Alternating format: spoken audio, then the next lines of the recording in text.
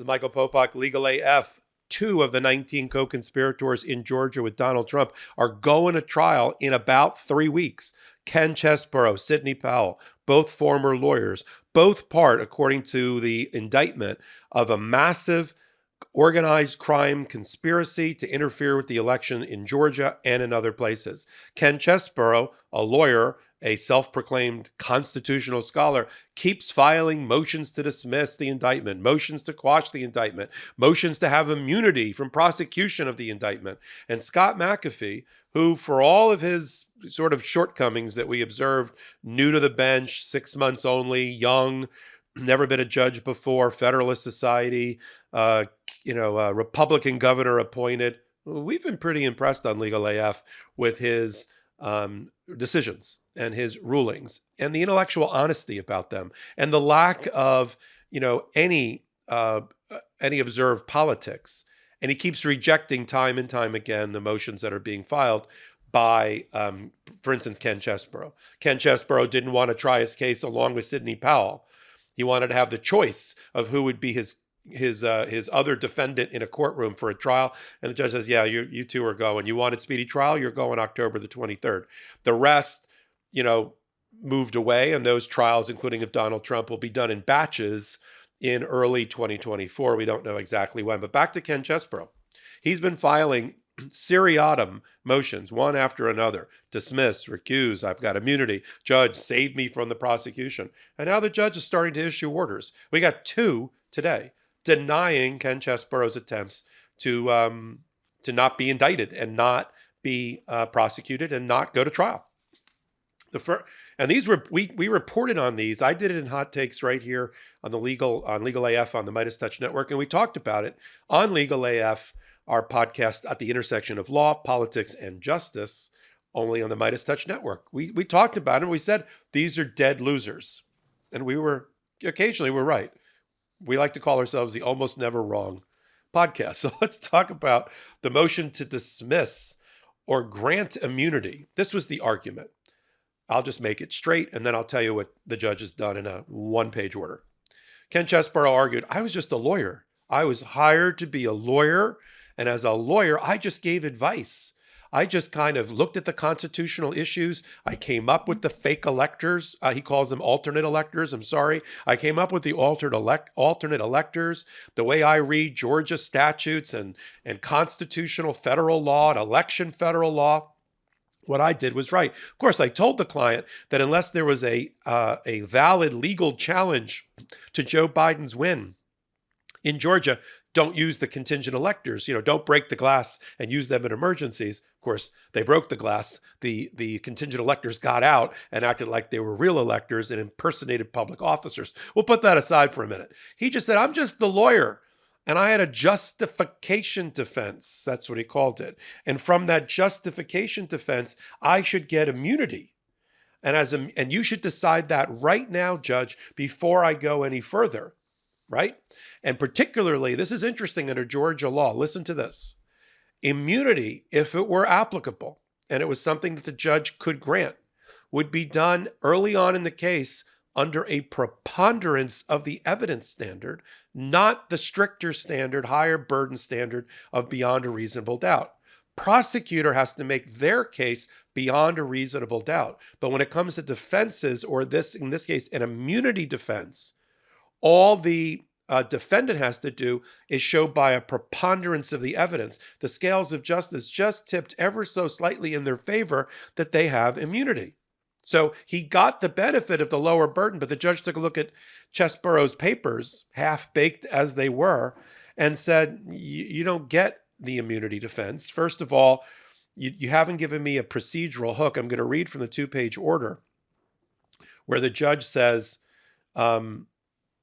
styled as a motion to dismiss or in the alternative as a request for immunity from this prosecution, Chesebro does not explain under what particularized authority a trial court could grant his request.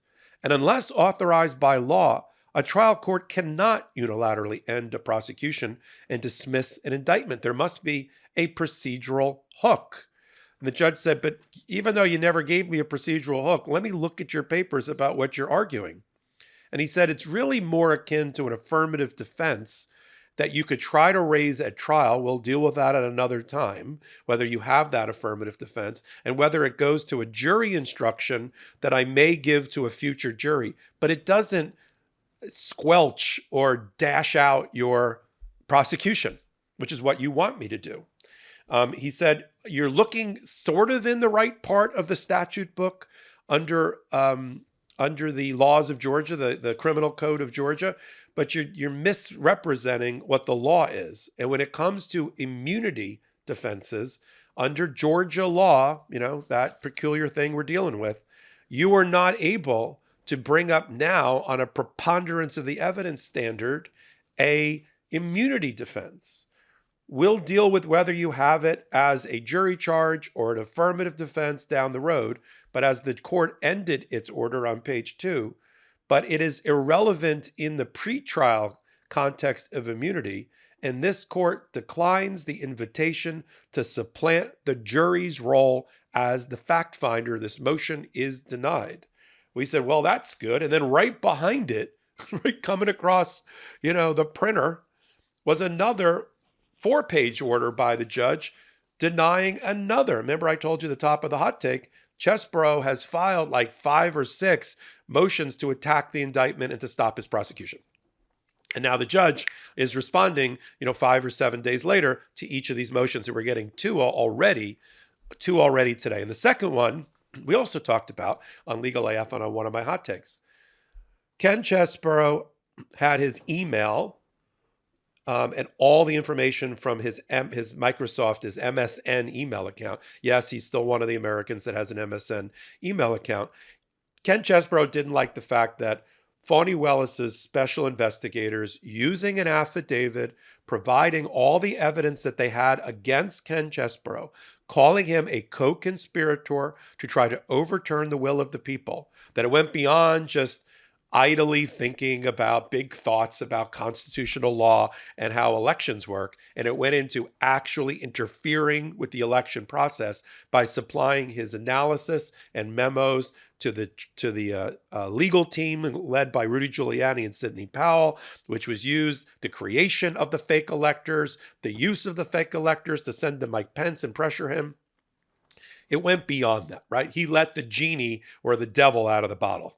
And he's responsible for that. It was sort of outlined in a 30-page affidavit that I reported on in a prior hot take, going into nitty-gritty and gory detail what Ken Chesbrough did to make him a co-conspirator in the whole thing and calling him a part of the crime. So they used that to get from another judge in Fulton County, Georgia, appropriately, a search warrant and a non-disclosure order, an NDO, to give to Microsoft, not only to produce all of the information, all the emails and messages and drafts and contacts and everything else about Ken Chesborough's email account, but also to have them under the NDO not tell Ken Chesbrough about it. And Ken Chesbrough, of course, in the course of the criminal discovery information that's being provided to him from the prosecutor, he knows about that they got all of his emails. And he attached in his own motion that this judge is now responding to that affidavit, detailed as it was from the investigator, pinning the crimes on him. And he made 2 arguments. He said the statute in Georgia about when you can or can't go after a lawyer's information and files prevents Fani Willis's team from having subpoenaed his information because he's a lawyer and you can't go after him unless you do a certain process that includes having a special master look at the documents first. And since that wasn't done, his failed argument goes, all of that evidence should be suppressed. They're big on suppression. I'm going to do a separate hot take about Donald Trump trying to suppress the audio recording we've all heard of his quote-unquote perfect phone call to Brad Raffensperger to try to find 11,780 votes, which is also part of the Georgia indictment. A call so perfect that Donald Trump wants to suppress it from being used in evidence against him. Same thing here with Ken Chesbrough. Suppress Don't look at my emails and all the things I wrote to Rudy Giuliani, all the crazy conspiracy things I wrote. That should be thrown out. And the judge, as we said on the hot take, said, well, you're not really reading the statute, because the statute says that the protection of an attorney from having his files and emails and things looked at by the prosecution is for a non-criminal suspect attorney. Like just an attorney that's representing somebody. Yeah, you wouldn't want to live in a country where the prosecutor blows down the door, runs in, grabs all the files from the defense lawyers. I'm a defense lawyer. I wouldn't want that to happen. But the statute says unless the lawyer happens to be the criminal suspect, then the statute doesn't apply, and you can go get your search warrant the way you usually do. I said in my hot take about this motion that Ken Chesebro conveniently left out the language about him being a suspect. First thing the judge did in his order is he says as follows on page 1. The statute allegedly violated outlines specific procedures the state must follow when obtaining a search warrant for documentary evidence possessed by an attorney. And then the judge highlighted twice who is not a criminal suspect, because he picks up on page 2 and says, as highlighted, this is the judge now, a plain reading of the statute demonstrates that its application is confined solely to situations where the state seeks to obtain evidence from a non-suspect attorney, right? And then explains why that's appropriate. So the proper question is, was he a suspect? And under the probable cause standard, which is what you used to get a search warrant, right? Higher level for conviction burden for the prosecutor, beyond a reasonable doubt. Lower level, probable cause, is on a preponderance of the evidence standard. And on a preponderance of the evidence standard, the judge says, I looked at the affidavit, 30 pages from the investigator for Phony Willis, and it makes out probable cause on a preponderance of evidence that you were a suspect as an attorney in the conspiracy. It calls you a criminal or alleged criminal, a participant in the co-conspiracy, a liaison, intermediary in the false elector plot. That means you're a suspect. Any reasonable person reading that would see you as a suspect. And then finally, as we anticipated again, the judge took on Ken Chesebro's lawyer for saying, well, one of the reasons we don't think we were a suspect and that doesn't apply is because we never got a target letter from the prosecutors in Georgia. A target letter. That's how you know when you're a criminal. And I said in my hot take, no, you know when you're being indicted for a crime when there's a knock on the door or no knock and they come in and arrest you and pull you out of your bed.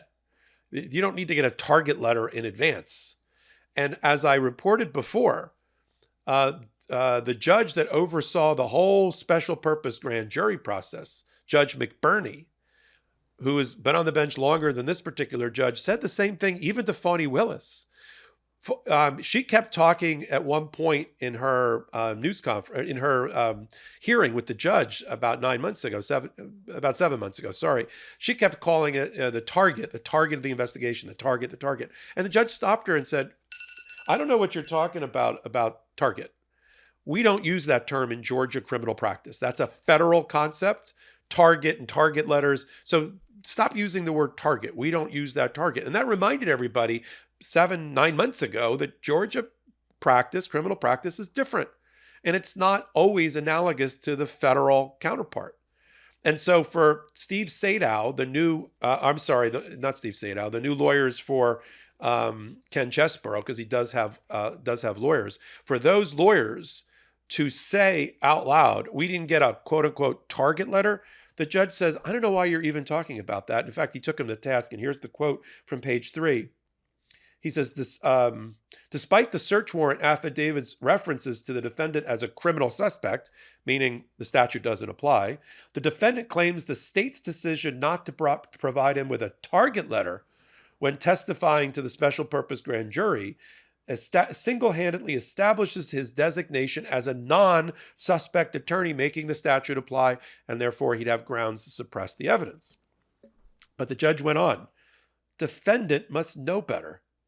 A target letter is simply an administrative creation of the U.S. Department of Justice, federal side. Its purpose is to advise a grand jury witness of his or her rights if the witness is a target or a subject of a grand jury investigation on the federal side under the Department of Justice manual.